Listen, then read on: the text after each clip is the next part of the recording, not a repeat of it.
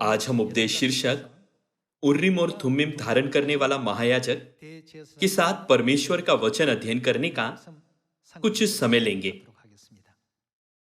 पुराने नियम में एक ऐसी भविष्यवाणी है जो हमें सिखाती है कि जब तक उर्रिम और थुम्मिम धारण करने वाला महायाजक न हो, तब तक हमारा उद्धार नहीं हो सकता। पुराने नियम में इज़राइल के इतिहास से जुड़ा हुआ एक देश हुआ करता था। वो देश बेबीलोन था। इज़राइली बंदी बनाकर बेबीलोन में पहुंचाए गए, जहां वे काफी लंबे समय तक दासत्व में रहे।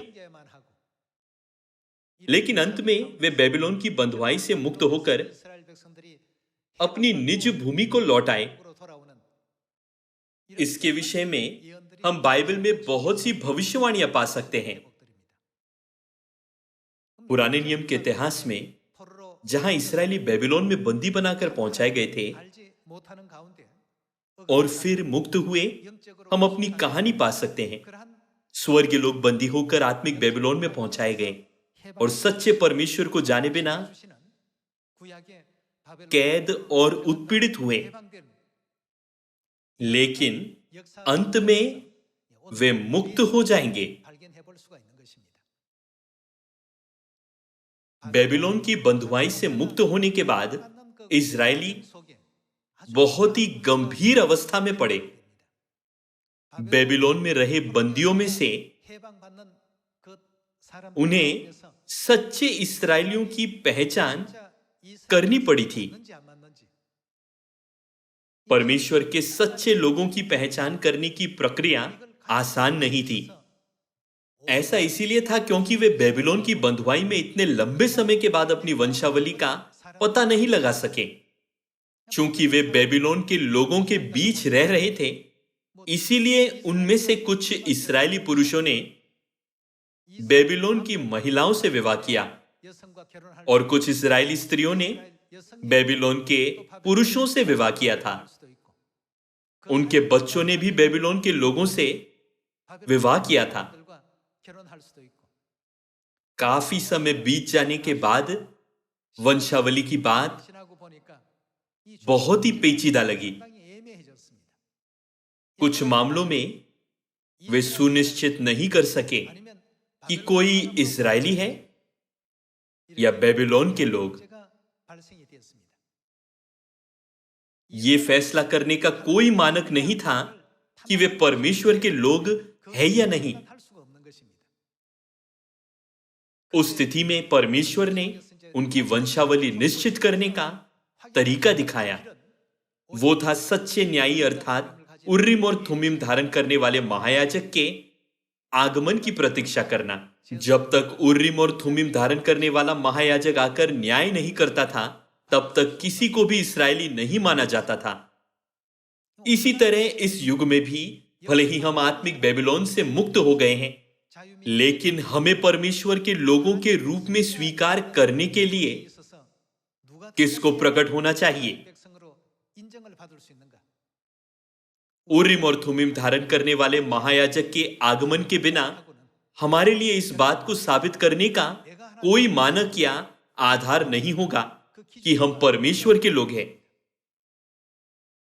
उर्रिम और थुम्मिम धारण करने वाले महायाजक को प्रकट होना और फैसला सुनाकर परमेश्वर को लोगों को उनसे अलग करना चाहिए जो परमेश्वर के लोग नहीं हैं। आइए हम एजरा अध्याय 2 की भविष्यवाणी देखें। एजरा अध्याय 2 वचन 1। जिनको बेबीलोन का राजा नबूकदनेस्सर बेबीलोन को बंदी बनाकर ले गया था, उनमें से प्रांत के जो लोग बंधुआई से छूटकर यरूशलेम और यहूदा को अपने अपने नगर में लौटे, वे ये हैं। ये जेरुब्बाबेल, यीशु, नेहम्या, सराया। हम देख सकते हैं कि वंशावली जारी रहती है। आइए हम आयत 59 पर जाएं। फिर जो तेलमेल्ला, तेलहर्षा, करूब, अधान और इम्मेर से आए, परंतु वे अपने अपने पितरों के घराने और वंशावली न बता सके कि वे इस्राएल के हैं, वे ये हैं। चूंकि काफी समय बीत चुका था, इसीलिए ऐसे लोग थे जिनकी वंशावली अस्पष्ट थी। फारस के राजा कुसरू के समय में इजरायलियों को मुक्त करने हेतु राजाज्ञा जारी की गई ताकि वे अपने देश को वापस जा सकें। लेकिन ऐसे लोग थे जिनकी वंशावली अस्पष्ट थी। आइए हम आयत 59 फिर से पढ़ें। फिर जो तेलमेल्ला, तेलहर्षा, करूब, अधान और इम्मेर से आए, परंतु वे अपने अपने पितरों के घराने और वंशावली न बता सकें कि वे इसराइल के हैं। वे ये हैं, आयत 60, दलाया की संतान, तोबिया की संतान और नकोदा की संतान, जो मिलकर 652 थे। याजकों की संतानों में से हबाया की संतान, हक्कोस की संतान और बरजिल्ले की संतान, जिसने गिलादी बरजिल्ले की एक बेटी को ब्याह लिया और उसी का नाम रख लिया था। इन सबों ने अपनी अपनी वंशावली का पत्र औरों की वंशावली की पोथियों में ढूंढा, परंतु वे न मिले। अपने अपने परिवार की पोथियों में बहुत बार ढूंढने पर भी उनको अपने नाम नहीं मिले। इसी तरह हमारे नाम भी जीवन की पुस्तक में पाए जाने चाहिए। क्या होगा यदि परमेश्वर के लोगों को जीवन की पुस्तक में अपने नाम न मिले? तो ऐसे लोगों को कभी भी परमेश्वर के लोग नहीं मान सकते। क्या ये सच नहीं? आयत 62, इन सबों ने अपनी अपनी वंशावली का पत्र औरों की वंशावली, इस्राएल की वंशावली की पोथियों में ढूंढा, परंतु न मिले। इसीलिए वे अशुद्ध ठहराकर याजक पद से निकाले गए। और अधिपति ने उनसे कहा कि जब तक उर्रीम और थुम्मीम धारण करने वाला कोई याजक न हो, तब तक कोई परम पवित्र वस्तु खाने न पाए।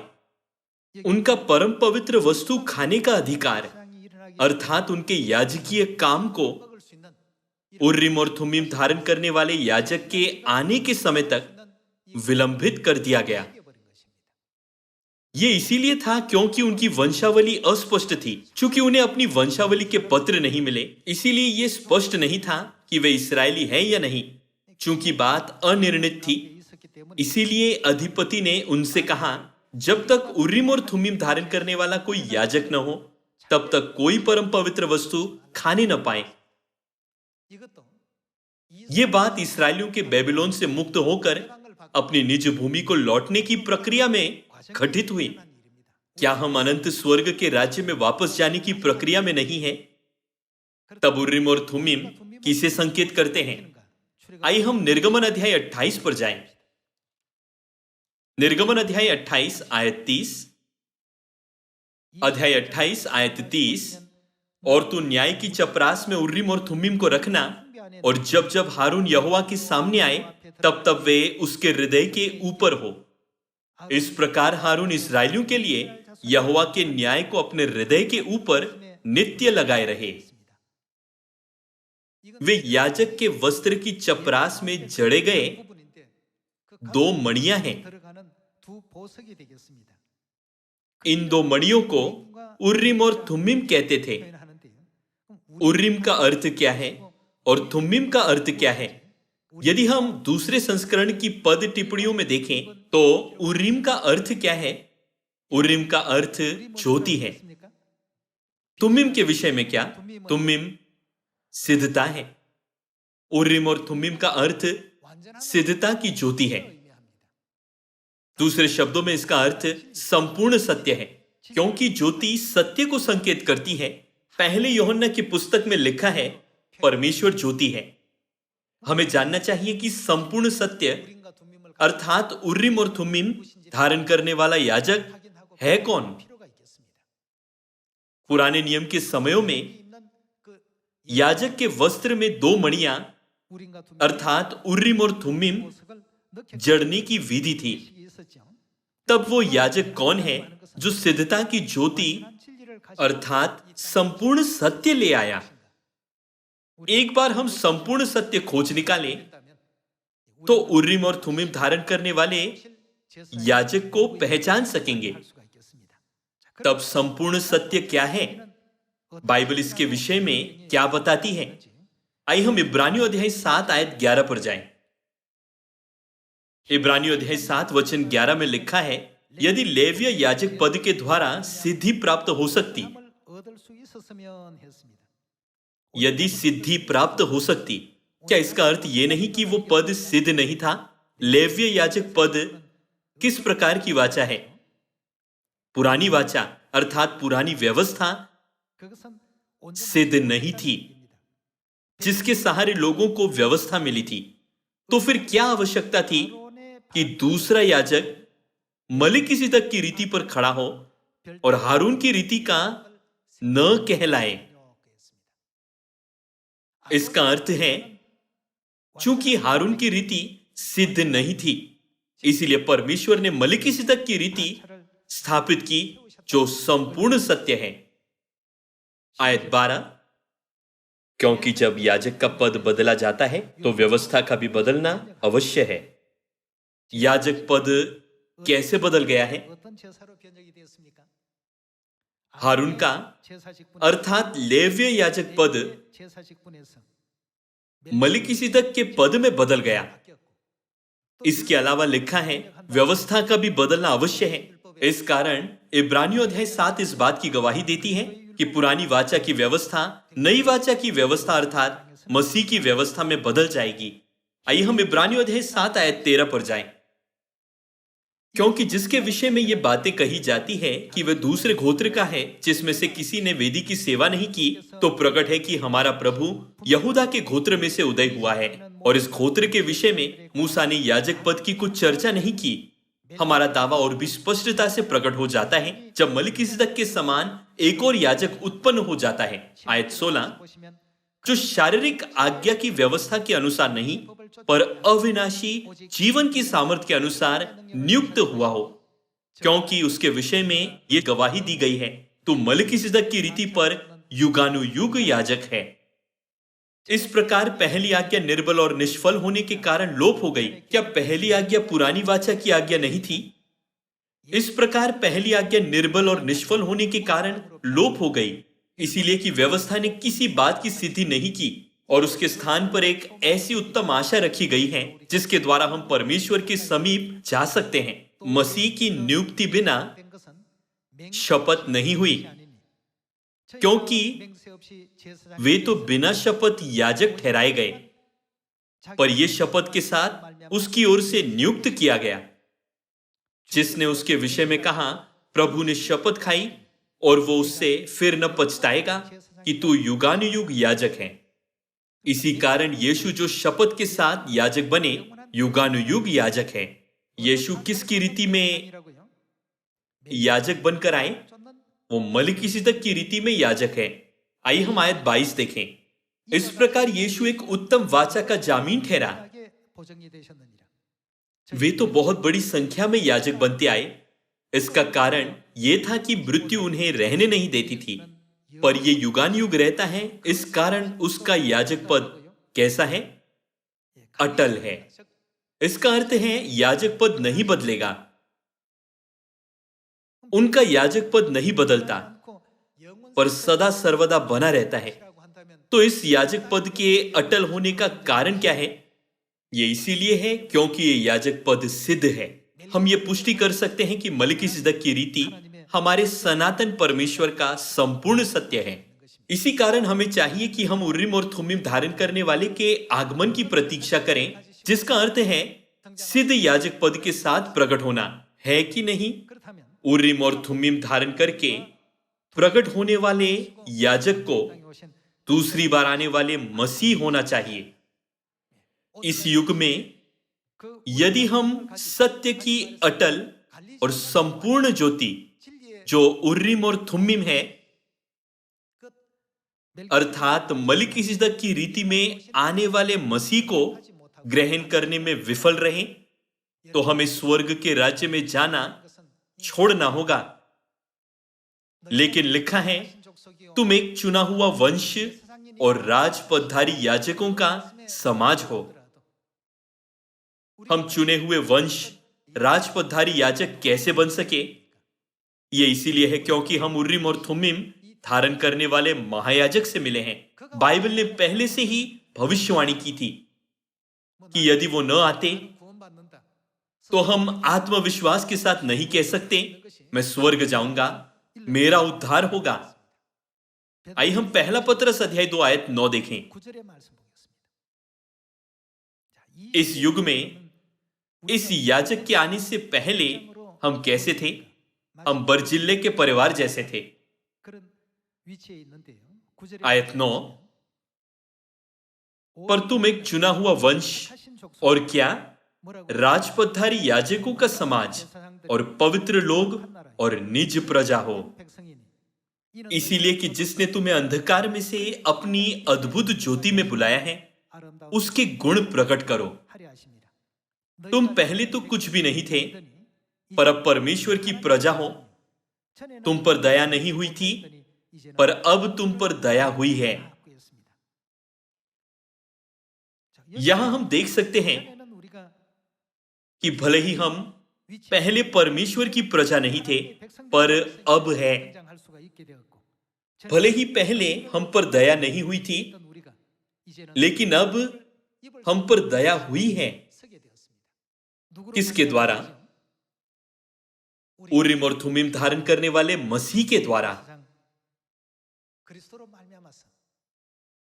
क्या इसका अर्थ यह नहीं कि जो लोग यीशु के नाम से आए हुए मसीह और नए नाम से दूसरी बार आए हुए मसीह को ग्रहण करने में विफल रहते हैं, वे परमेश्वर की संपूर्ण ज्योति में कभी भी नहीं आ सकेंगे?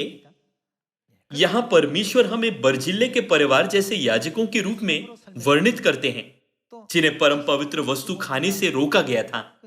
तब परम पवित्र वस्तु क्या है? जब हम पुराने नियम के तंबू का अध्ययन करते हैं, तो पवित्र स्थान और परम पवित्र स्थान में पाई जाने वाली सारी वस्तुओं को परम पवित्र माना जाता था। पवित्र स्थान में खाने की सारी वस्तुएं परम पवित्र हैं।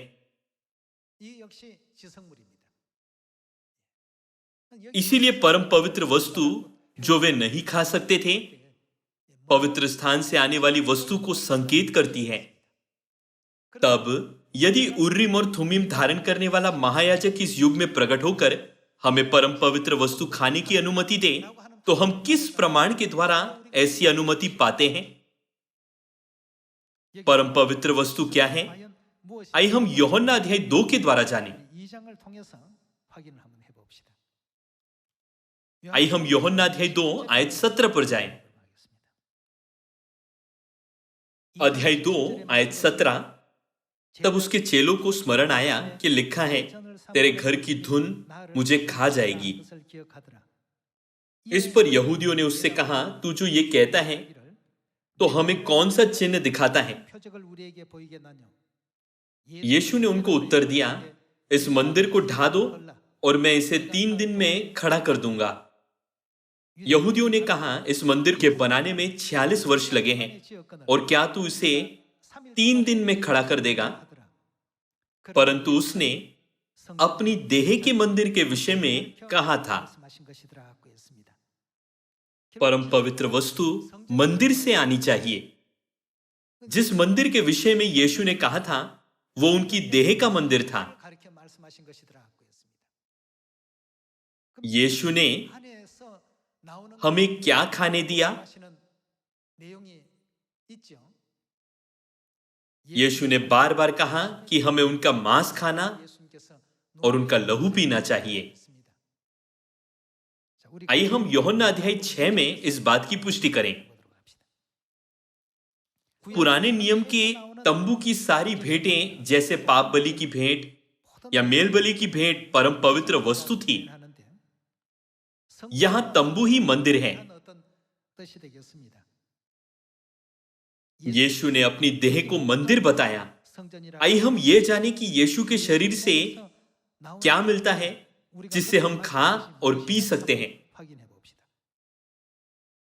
आइए हम यूहन्ना अध्याय 6 आयत 53 पढ़ें। आयत 53। यीशु ने उनसे कहा, मैं तुमसे सच सच कहता हूं, जब तक तुम मनुष्य के पुत्र का मांस न खाओ और उसका लहू न पियो, तुम में क्या नहीं? जीवन नहीं। जो मेरा मांस खाता और मेरा लहू पीता है, क्या उसी का है? आज हम जीवन की परम पवित्र वस्तु अर्थात यीशु का मांस और लहू खा और पी सकते हैं। इसका अर्थ क्या है? चूंकि हमें परम पवित्र वस्तु खाने की अनुमति मिली है, तो क्या इसका अर्थ ये नहीं कि उर्रिम और थुम्मीम धारण करने वाले याजक ने हमें परमेश्वर के लोगों के रूप में माना है। आइए हम आयत 54 फिर से पढ़ें। जो मेरा मांस खाता और मेरा लहू पीता है, अनंत जीवन उसी का है, और मैं उसे अंतिम दिन फिर जिला उठाऊंगा। क्योंकि मेरा मांस वास्तव में खाने की वस्तु है और मेरा लहू वास्तव में पीने की वस्तु है। दूसरे शब्दों में, मेरा मांस और लहू वास्तव में परम पवित्र वस्तु है। यह इसीलिए है क्योंकि ये मांस और लहू यीशु से आते हैं, जो मंदिर है। भोजन, होम बलि की भेंट और हर प्रकार की भेंटें जो मंदिर से आती हैं, परम पवित्र वस्तु हैं। परमेश्वर ने इस पृथ्वी पर आकर हमें परम पवित्र वस्तु खाने का अधिकार दिया है। यीशु नई वाचा के सत्य की ज्योति लेकर इस पृथ्वी पर आए और मानव जाति को फसह की रोटी और दाख मधु दिया, जो उनकी देह के मंदिर से हैं, और कहा, ये मेरा मांस है, ये मेरा लहू है, खाओ और पियो, तब तुम्हें अनंत जीवन मिलेगा। इस वाचा के द्वारा उन्होंने हमसे अनंत जीवन की प्रतिज्ञा की। आइए हम आयत 54 फिर से पढ़ें। जो मेरा मांस खाता और मेरा लहू पीता है, अनंत जीवन उसी का है, और मैं उसे अंतिम दिन फिर जिला उठाऊंगा। क्योंकि मेरा मांस वास्तव में खाने की वस्तु है और मेरा लहू वास्तव में पीने की वस्तु है। जो मेरा मांस खाता और मेरा लहू पीता है, वो मुझ में स्थिर बना रहता है और मैं उसमें। जैसे जीवित पिता ने मुझे भेजा और मैं पिता के कारण जीवित हूं, वैसा ही वो भी जो मुझे खाएगा मेरे कारण जीवित रहेगा। पहले से ही ये भविष्यवाणी हुई थी कि परमेश्वर हमें अनंत जीवन देंगे।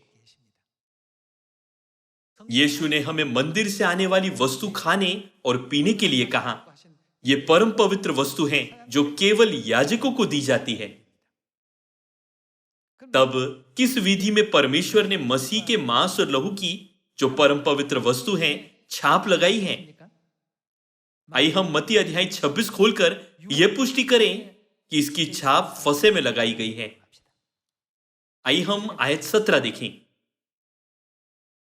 मत्ती अध्याय 26 आयत 17। अखमीरी रोटी के पर्व के पहले दिन चेले यीशु के पास आकर पूछने लगे, तू कहां चाहता है कि हम तेरे लिए फसह खाने की तैयारी करें?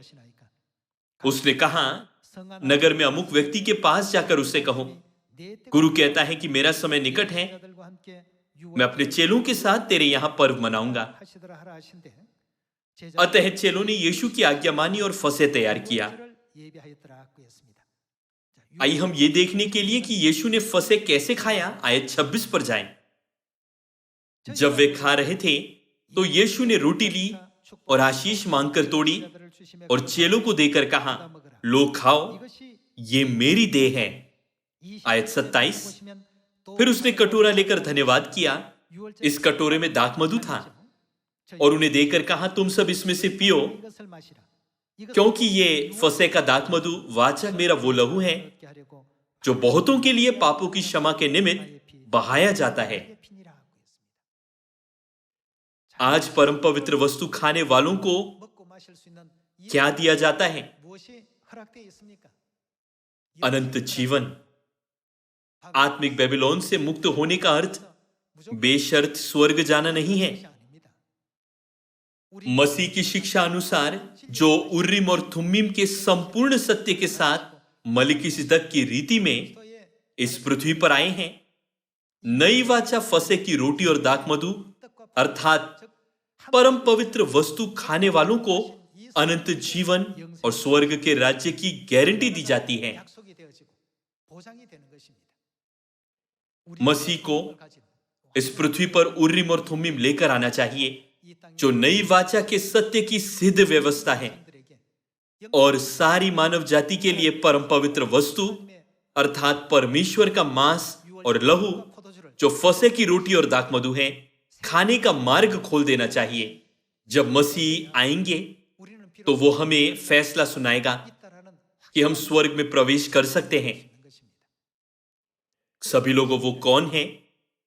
परम पवित्र वस्तु खाने का अधिकार हमें किसने दिया है? क्या वो मसीह आनसंग हुंग नहीं, जिन्होंने हमें ऐसा अधिकार दिया? हमारे लिए उद्धार महत्वपूर्ण है। मैं इसीलिए चर्च जाता हूं क्योंकि पादरी का उपदेश मजेदार है। मुझे उनके उपदेश पसंद है। यह निश्चित रूप से सच्चा विश्वास नहीं है। हमें चाहिए कि हम परमेश्वर से प्रेम करने के कारण ही चर्च जाएं। क्या यह सच नहीं?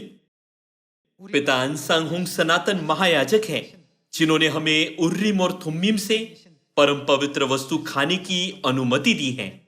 जहां कहीं भी पिता और माता होते हैं, वहां आयोजित सारी आराधनाएं धूप का धुआं बनकर स्वर्ग तक पहुंचती हैं।